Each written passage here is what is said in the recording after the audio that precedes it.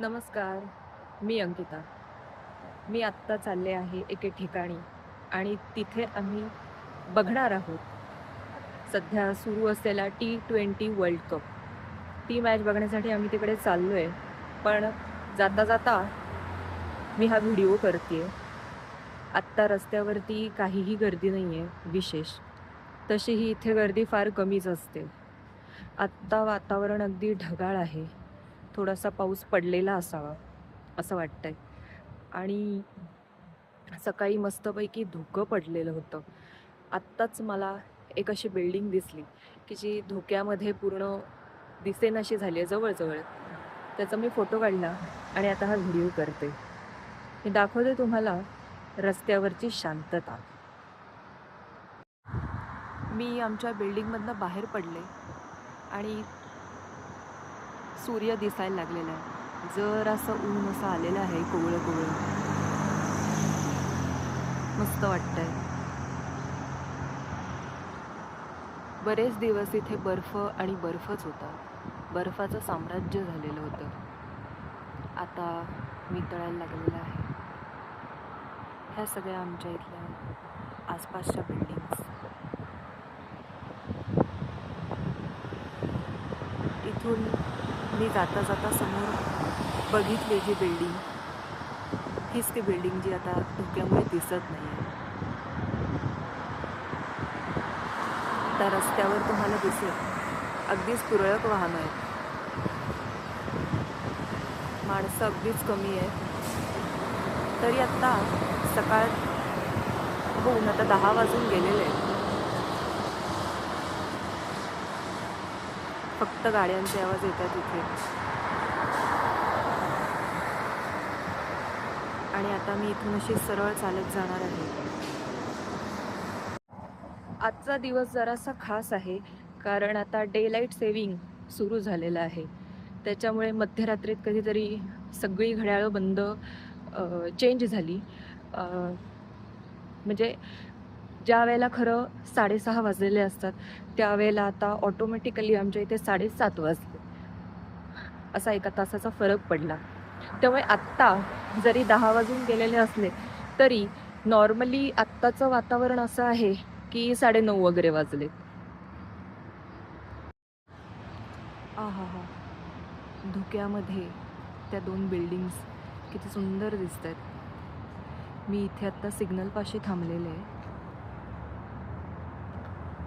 खरं तर ह्या बिल्डिंग्स काही फार उंच अशा नाही आहेत गगनचुंबी वगैरे. फार फार तर त्या अशा 20 मजली वगैरे असतील. पण तरी धुकं तिथपर्यंत खालती आलेलं आहे, पसरलेलं आहे.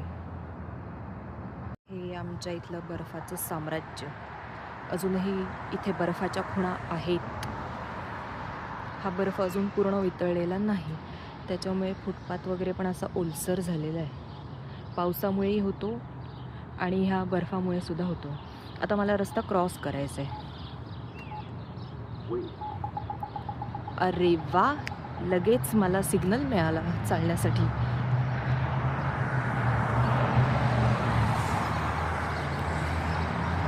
आता सिग्नल क्रॉस करून मी पुढे आलेले आहे. मी आत्ता पोचले आमच्या पब्लिक लायब्ररीपाशी. खरं तर मी आणि निनाद दोघेही जातोय मॅच बघायला. पण निनाद हा मॅचचा फॅन असल्यामुळे तो खूप लवकर जवळजवळ धावत तिकडे आता पोचलाही असेल. मी मात्र शांत निवांत चालत व्हिडिओ करत जाणार आहे. वा, आत्ता सुद्धा मला सिग्नल लगेच मिळाला की त्याच्यामुळे मी रस्ता पटकन क्रॉस करू शकेन. असं खूप क्वचित होतं की थांबायला लागलं नाही, आपण अगदी सटासट पुढे जात राहिलो. आत्ता मी पोचले आहे. हा आहे आमचा सिटी हॉल. म्हणजे थोडक्यात इथलं म्युनिसिपल कॉर्पोरेशन. इथे बऱ्याच ॲक्टिव्हिटी चालू असतात. हे त्यांचं ऑफिस आहे. इथलं शहरातलं जे काही कामाशी निगडीत गोष्टी असतात त्या सगळ्या इथे केल्या जातात. इथे मतदानही केलं जातं आणि काहीतरी छोटे छोटे इव्हेंट्स असतात ते सुद्धा इथे साजरे केले जातात. ज्या इव्हेंटमध्ये कोणीही जाऊन तिथे ते बघू शकते. हे ठिकाण म्हणजे हार्टफोर्डमधलं एक वैशिष्ट्य आहे. ह्या सिटी हॉलला लागूनच हे आहे. मागे पण एकदा मी ब्लॉग केला होता, त्याच्यामध्ये इथून मी सगळं शूटिंग केलं होतं फिरत फिरत. आणि हे आहे जगप्रसिद्ध एक म्युझियम. हे आमच्या इथे इतकं असं जवळ लागून आहे ना, म्हणून कदाचित असेल की मी आजपर्यंत इथे गेलेले नाही आहे. म्हणजे अगदी चालत 5 मिनटं लागतात इथे यायला, पण जवळ आहे ना, जाऊया करत. आता 1.5 वर्ष होऊन गेलं मला इथे येऊन, ह्या गावात येऊन, पण अजून मी इथे गेलेली नाही आहे. बाकी दूरपर्यंत फिरून आले बरंच, पण नाही, आता मी नक्की जाणार इथे. आता समर सुरू होईल, वेगवेगळ्या ॲक्टिव्हिटीज सुरू होतील, तेव्हा जरूर जाईल. हे अर्थात प्रसिद्ध ट्रॅव्हलर्स ऑफिस. हे सगळं इतकं जवळ लागून आहे. इथून जेव्हा मी चालत जाते, ह्या सगळ्या गोष्टी अशा दिसत असतात मला नजरेच्या टप्प्यात, आणि मजा येते चालताना. आता मी सरळ तिथपर्यंत जाणार, मग तिथे सिग्नल लागेल आणि त्या सिग्नलच्या इथून मी वळणार आहे डावीकडे. मगाशी ह्याच बिल्डिंग्स दिसत होत्या ज्या धुक्यात होत्या. अजूनही आहे त्यांच्यावरती जर असं धुकं, पण ठीक आहे, आता जरा अधिक स्पष्ट दिसतंय. इथे समोर एक चर्च आहे, आणि ही समोरची बिल्डिंग आहे ती सुद्धा खूप प्रसिद्ध बिल्डिंग आहे. गोल्ड बिल्डिंगच म्हणतात त्याला, कारण ती अशी सोन्यासारखी चकाकते, चमकते. उन्हाळ्याच्या दिवसात आणि किंवा खूप ऊन आलेलं असतं तेव्हा तर ते खूपच चमकतं. भारी वाटतं बघायला. असं वाटतं गॉगल लावावा आणि मगच त्याच्याकडे बघावं, इतकं चमकत असतं. मी आता रस्ता क्रॉस करून आली आहे, सिग्नल क्रॉस करून आलेली आहे.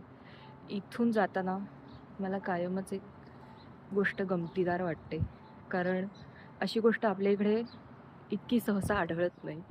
ते म्हणजे आपल्याकडे स्मशानभूमी जी असते ती अशा एका वेगळ्या ठिकाणी असते, जी साधारण गावापासून थोडीशी दूर असेल, नदीकाठी, घाट असं वगैरे. पण इथे स्मशानभूमी कुठेही आढळते भसक्कन.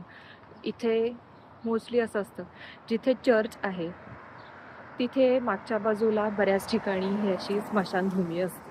आत्ता मी आहे आमच्या डाऊनटाऊनमध्ये, तिथेही अगदी हे मेन स्ट्रीट आहे, अगदी शहराच्या बीचोबीच म्हणतात तसं आम्ही राहतो, आणि त्या रस्त्यावरती मी आहे. इथे पलीकडे एक चर्च आहे आणि त्याच्या पाठीमागे ती स्मशानभूमी आहे. मी पहिल्यांदा जेव्हा ते बघितलं तेव्हा मला असं आश्चर्य वाटलं की असं मध्येच काही आहे ही स्मशानभूमी, बापरे.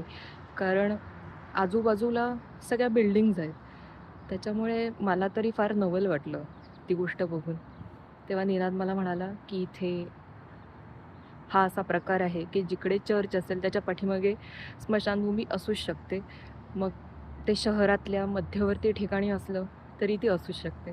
आता मला सवय झाली त्या गोष्टीची, पण पहिल्यांदा मी जेव्हा इकडे नवीन होते त्यावेळेला तरी मला ते फार वेगळं वाटलं होतं बघून. मी आता तुम्हाला दाखवते. हे ते चर्च आहे आणि त्याच्या बाजूला आहे ती गोल्ड बिल्डिंग, आणि ह्याच्या कडेला हे असं अंगण टाईप आहे, थोडी मोकळी जागा, आणि त्याच्या पाठीमागे जे दिसतंय ती स्मशानभूमी आहे. मला असा प्रश्न पडतो की इथे ती भूतं अशी येत नाहीत का मध्येच? शहरात मध्यवर्ती ठिकाणी राहतात ती भूतं अशी अधनमधनं बाहेर येत नाहीत का? आणि इथे तर किती असे हॉरर सिनेमे येत असतात. गंमत आहे, पण ठीक आहे, त्यांची पद्धत आहे. ही समोर दिसते बुशनेल पार्क.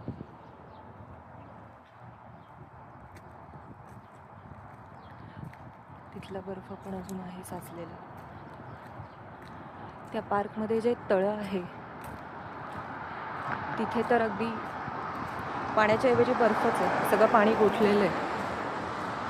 त्याच्यामुळे जमीन कुठली आणि तळं कुठलं काही फरक कळत नाही.